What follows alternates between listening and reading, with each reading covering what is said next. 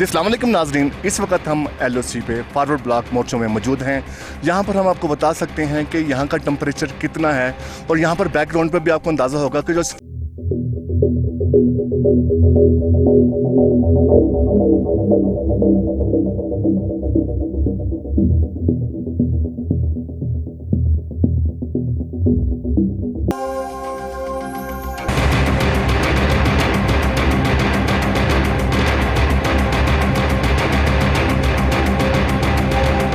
पाक फ़ौज की ये रवायत है कि ऑफिसर जवानों के साथ शाना बशाना खड़े होते हैं और ड्यूटी सर अंजाम देते हैं। ये माँ के वो हीरे हैं जो इस सर्दी में, इस बर्फ़बारी में ड्यूटी सर अंजाम देते हैं। एक ऑफिसर से पूछते हैं कि वो कहाँ के रहने वाले, उनका नाम क्या है? जी मेरा नाम लेफ्टिनेंट सावल है। तो सावल साहब कहाँ के रहने वाले हैं? मैं चिन्योट से ताल्लुक़ रखता हूँ। तो अभी आपने लेफ्टिनेंट बताया, तो आप कब पास आउट हो? इट्स बीन 1.5 ईयर मैं पाकिस्तान मिलिट्री अकेडमी से पास आउट हुआ हूँ। तो फ़ौज में आने का आपका शौक़ या जज्बा कैसे पैदा?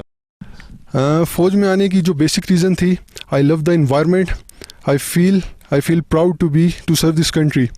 और उसके अलावा ये मेरा पैशन है, and when your passion becomes your profession you enjoy. I think Pakistan में कोई ऐसा इदारा नहीं है जो इस तरीके से, जहाँ पे आप इस तरीके से एडवेंचर फील कर सकते हो।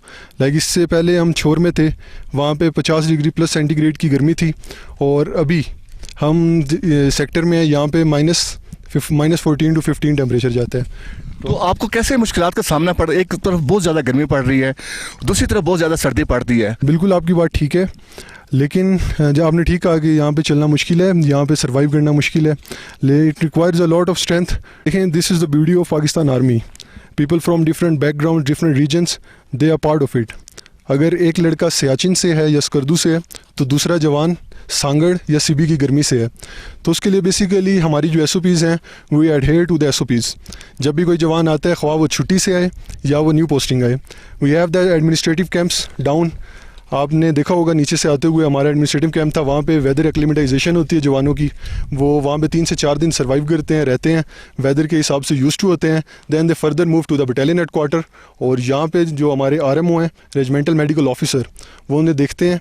जब वो उन्हें कहते हैं कि ये आगे फर्दर मूव कर सकते हैं, then they further move to the post. तो आपके वालिदैन को भी बड़ा फ़ख्र होगा कि एक उनका जवान बच्चा बॉर्डर पे ड्यूटी सर अंजाम दे रहा है। बिल्कुल, as I am the only son of my parents, they are really proud of it. उन्हें फ़ख्र है कि उनका बच्चा इधर होता है। ऑफिसर से पूछते हैं कि जवानों का मोराल अप रखने के लिए क्या करते हैं? जवान का ख्याल रखने के लिए मेरे हिसाब से सबसे बेहतर चीज़ उनकी वेलफेयर है, और एक जवान की वेलफेयर उसकी ट्रेनिंग है।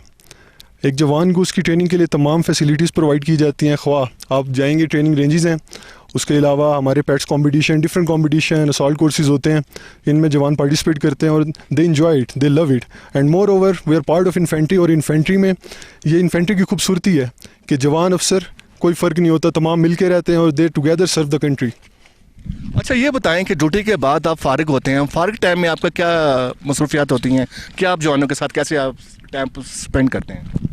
फारिग टाइम में जवानों के साथ यहाँ पे स्पोर्ट्स के इवेंट्स होते हैं, वॉलीबॉल खेलते हैं, क्रिकेट खेलते हैं, उसके अलावा कभी कभार फायरिंग रेंजेस पे चले जाते हैं, पिस्टल शूटिंग करते हैं। ये तमाम गेम्स हम जवानों के साथ खेलते हैं। और घर वालों से आप कितनी देर बाद आपकी बात होती है, कितना याद आते हैं? घर वाले बिल्कुल एज ए ह्यूमन सबको याद आते हैं। घर वालों से बात होती है, ऑलमोस्ट 4 to 5 डेज़ में बात हो जाती है जी। और लास्ट टाइम अपने घर में आपको छुट्टी गुजारने कब गए थे? It's like 1 month. आप दुश्मन को क्या पैगाम देना चाहेंगे कि यहाँ पर बिल्कुल सामने हमारा दुश्मन खड़ा है? दुश्मन को मेरा एक ही जवाब है, ख्वाह पहाड़ हो या रेगिस्तान, दिन हो या रात, गर्मी हो या सर्दी, दुश्मन जब भी किसी किस्म की कोशिश करेगा हमें तैयार पाएगा, और इसकी तमाम कोशिशों का मुंह तोड़ जवाब देंगे। और एक शायर ने कहा था, परवाज़ है दोनों की इसी एक फ़िज़ा में, करगस का जहाँ और है शाही का जहाँ और, अल्फाज व मानी में तफावत नहीं, लेकिन मुल्ला की अज़ा और है मुजाहिद की अज़ा और।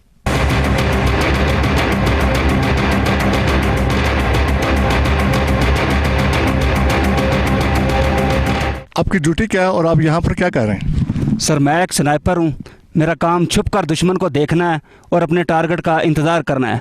हम मुख्तलिफ आलात की मदद से दुश्मन की हरकत को दिन हो या रात ऑब्ज़र्व करते रहते हैं और किसी भी सूरत आर्डर मिलने पर एक ही गोली में बड़ी खामोशी के साथ दुश्मन को मार गिराते हैं। जैसा कि हम देख सकते हैं कि सामने जवान पैदल चल के आ रहे हैं। तो हमारी पेट्रोलिंग पार्टी की हुई थी। ये बेसिकली जो वाटर कलेक्शन पार्टी है वो की हुई खाने पीने की चीज़ों में इस्तेमाल होता है, उसमें चश्मे का पानी इस्तेमाल किया जाता है और जो बाकी मानदा ज़रूरियात होती है वो जो बर्फ़ को पिघला के या इसको जो पानी बना के तो वो यूज़ कर पानी है। ये तो अल्लाह ताला की बहुत बड़ी नेमत है और इधर जो पानी को हम बड़े एहतियात के साथ और बड़े जो है ना जितनी ज़रूरत है उसी तरह से इस्तेमाल करते हैं ताकि कोई भी पानी जो है ना वो ज़ाया ना हो। जहाँ तक इनसे स्नो में चलने का है तो इसमें प्रॉपर एक SOP होती है जिसमें जो इन्होंने प्रॉपर एक अच्छे इक्विपमेंट मिलता है जिसमें शूज़ के नीचे क्राइपॉन का इस्तेमाल होता है ताकि जवान जब चल के आता है तो उनके पाँव ना फिसले, तो वो चीज़ भी जो है हम इस्तेमाल करते हैं। और प्लस इनका जो विंटर क्लोथिंग है वो प्रॉपर इस्तेमाल होती है ताकि जो मौसमी बीमारियाँ या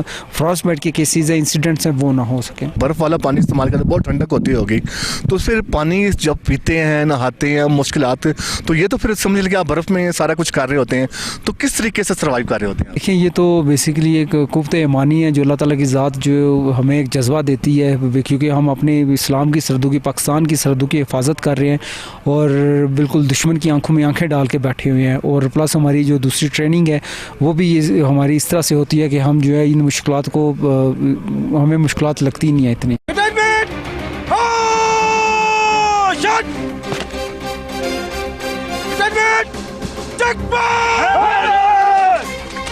Deflection! Deflection! 0172!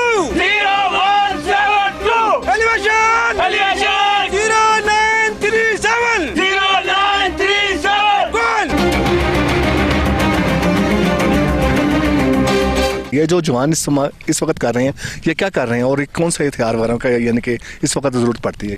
जो भी ये जवान रिहर्सल कर रहे हैं बेसिकली ये 81 मिलीमीटर मोटर है और ये नॉर्मली इसको आम इस्तिलाह में बटालियन कमांडर का तोपखाना भी कहा जाता है और इसकी जो इनडायरेक्ट कैपेबिलिटी का वेपन है और जो 4000 से 4500 मीटर तक एनिमी को फैक्ट्री इंगेज कर सकता है। इसमें जो एनिमी की मूवमेंट के हवाले से आपका सवाल है उसमें तो ये है कि हमारी जो फॉरवर्ड लोकेशन है उनको कंटिन्यूस ऑब्जर्व करती रहती है और हमारे पास ऐसे हालात मौजूद हैं जिसमें हम उनकी दिन की और रात की भी नकलो हरकत है वो फैक्ट्रीज को ऑब्ज़र्व करते रहते हैं। और जहाँ तक उनको इंगेजमेंट का है जो दुश्मन है वो सिविल बादी को करता है लेकिन हम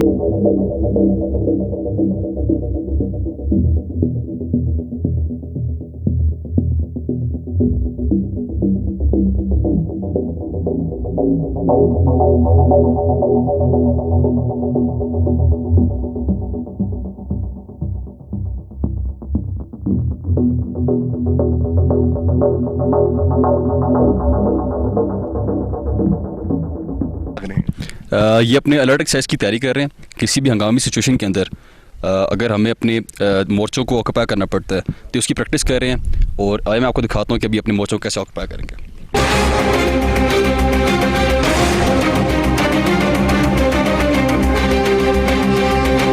ये बेसिकली कम्युनिकेशन ट्रेंच है। जैसे कि आप जानते हैं कि हम दुश्मन के बहुत करीब बैठे हैं यहाँ पर इस टाइम, तो बेसिकली हमें यहाँ पर दुश्मन के गोलाबारी से बचने के लिए और विद इन पोस्ट नकल हरकत के लिए एक ऐसी क्रॉल ट्रेंच चाहिए होती है जहाँ पर हम सेफली अपनी विद इन पोस्ट नकल हरकत कर सकें। तो ये एक ऐसी क्रॉल ट्रेंच है जो कि हमें ना सिर्फ दुश्मन के गोलाबारी से बचाती है बल्कि विद इन पोस्ट जो हमारी नकल हरकत है उसमें भी हमें मदद देती है। जैसे कि आप देख सकते हैं कि अभी जवान हमारे फायर एंड मूव की हालत में क्रॉल ट्रेंच से निकल के इस फायर प्रोटेक्शन वॉल के पीछे आए खड़े हो गए हैं और अपनी जगह संभाले हुए हैं और दुश्मन के हर किस्म के जवाबी कार्रवाई के लिए हम वक्त तैयार हैं। हम अपनी एक अलर्ट ट्रेनिंग एक्सरसाइज कर रहे हैं जिसमें जवान अभी फायर एंड मूव की हालत में स्क्रॉल टेंट से बाहर आए हैं और अभी एक फायर प्रोटेक्शन वॉल के पीछे खड़े हैं। ये बिल्कुल एक ज़ीरो लाइन है जहाँ पर जवान अपनी मोर्चों पे जगह लिए हुए हैं और दुश्मन के हर किस्म के जवाब को देने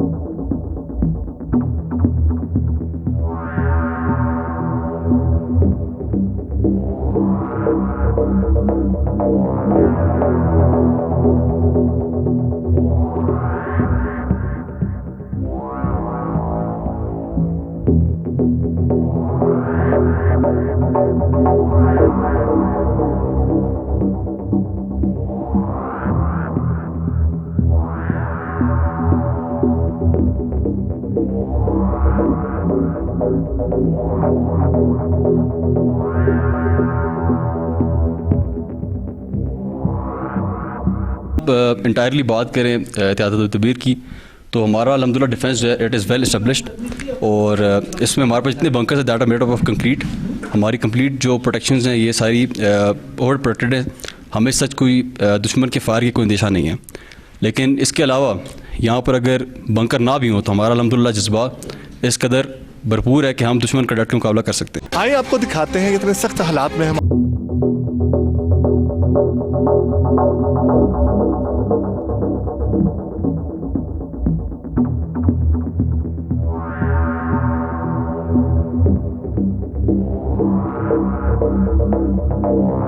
या खाते हैं, तो उसको खाने को बुलाने के लिए या कौन सा ऐसा आप कुरिया फार्मूला इस्तेमाल करते हैं कि वो खाना घर का भूल जाएं और आपके हाथों का खाना याद रखें? बिल्कुल आप मुनासिब कह रहे हैं, यहाँ के खाने के ज़ायके कदरे थोड़े से मुख्तलिफ हैं, और ख़ासकर जब हम ये फ्री चीज़ें इस्तेमाल करते हैं तो थोड़ा सा और भी मुख्तलिफ हो जाते हैं। लेकिन हम इन तमाम चीज़ों को बाले ताक रखते हुए इनको मुख्तलिफ अच्छे तरीक़ों से तैयार करते हैं और जवान बड़े शौक़ से खाते हैं, और इवन के घरों में जाकर मसाले देते हैं कि उधर का जो खाना था वो तो बहुत अच्छा था, तो अल्हम्दुलिल्लाह बड़े शौक़ से जवान खाते हैं। आपके कहने का मकसद ये है कि वो घर का खाना भूल जाते हैं। आपकी रेसिपी इतनी अच्छी होती है कि वहाँ पर मुख्तलिफ तरीके से, यानी कि वो खाने का टेस्ट ऐसा होता है कि वो घर के खाना भूल चुके हैं। बिल्कुल ऐसे ही हमारे पास प्रोफेशनल कुक्स हैं जो इसको अच्छे से अच्छे तरीके से तैयार करते हैं, और लॉन्ग टर्म ये ऐसे यही करते हुए आ रहे हैं, और अल्हम्दुलिल्लाह इनके हाथ में इतना जायका है कि लोग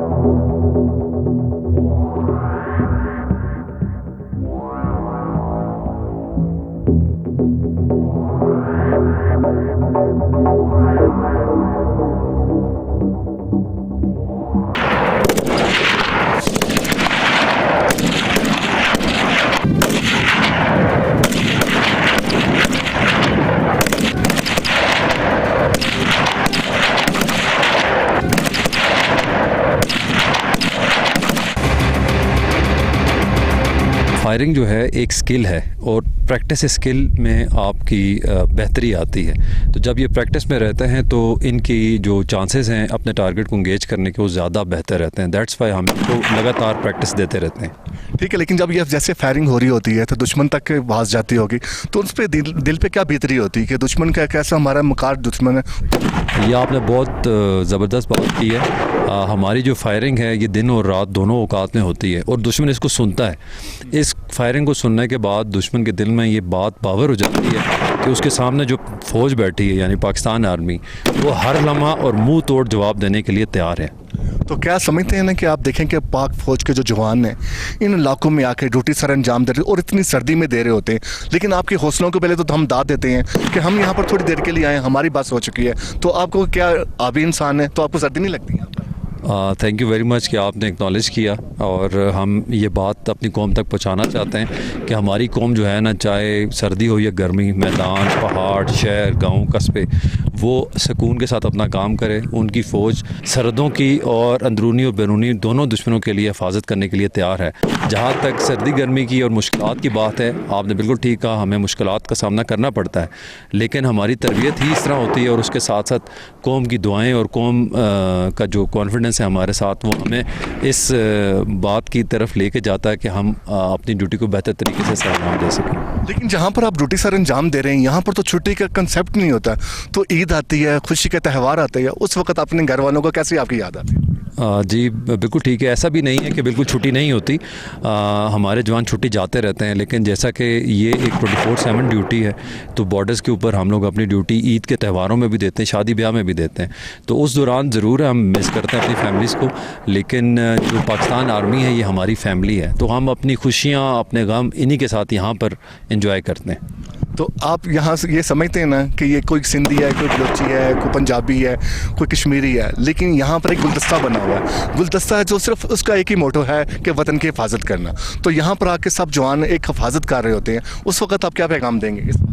मैं ये कहना चाहूँगा कि पाकिस्तान आर्मी पाकिस्तानियत की एक बहुत खूबसूरत मिसाल है।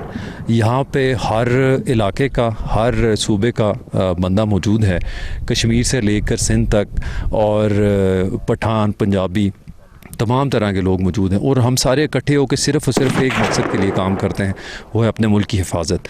तो इस मकसद के हसूल के लिए हम सब जब मिल के काम करते हैं तो हमें कोई भी अपने अंदर तज़ाद या तब्दीली नज़र नहीं आती, और हम एक मकसद के लिए डट कर सुबह और शाम मेहनत करते रहते हैं। आगे आपको मज़ीद दिखाते हैं प्रोग्राम के बाकी हिस्से में। हमारे साथ और भी जवान मौजूद होंगे और वो कैसे हम बॉर्डर्स की ड्यूटी सारे अंजाम दे रहे हैं।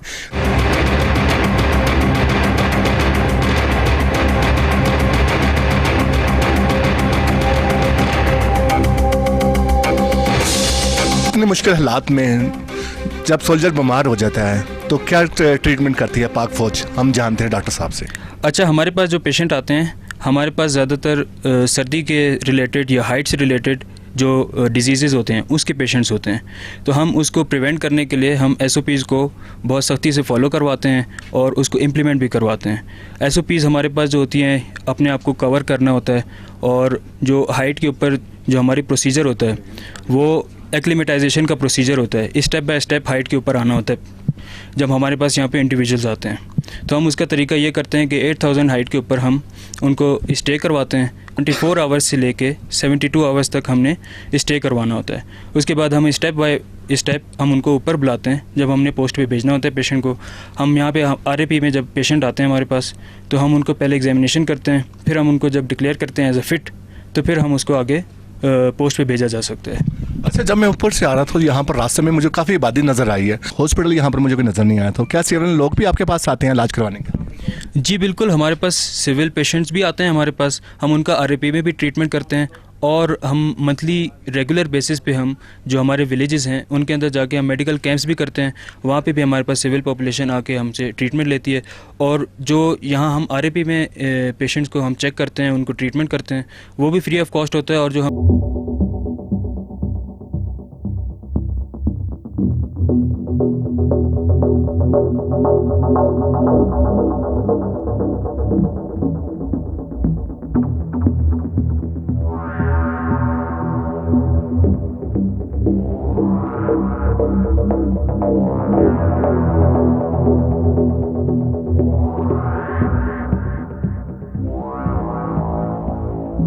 घर है, ये एक हमारा ख़ानदान है सर। ये हम इसमें इसके साथ जुड़े हुए हैं सर। जब हम ड्यूटी पे खड़े होते हैं तो फिर ये चीज़ें मायने नहीं रखती, ठीक है। तो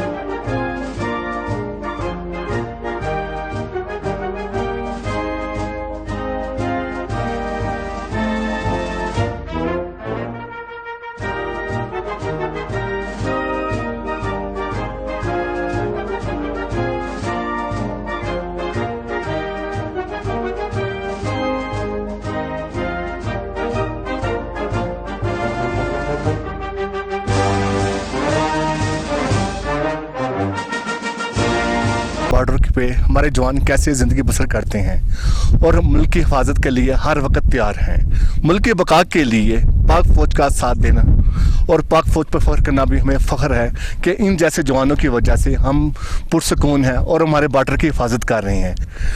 और आप क्या पैगाम देना चाहेंगे अपनी? बिस्मिल्लाहिर्रहमानिर्रहीम। पहले तो बहुत बहुत शुक्रिया कि आप हमारे पास यहाँ पर आए।